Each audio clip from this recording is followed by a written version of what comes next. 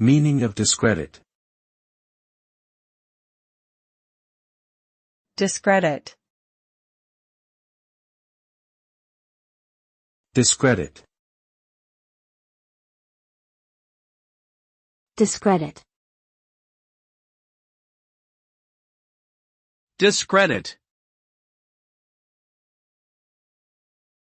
The term discredit refers to the act of damaging or destroying the reputation or credibility of a person, organization, or idea.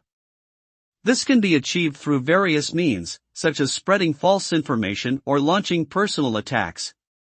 The ultimate result of discrediting is a loss of trust or belief in the subject being targeted, often leading to negative consequences for the individual or group affected.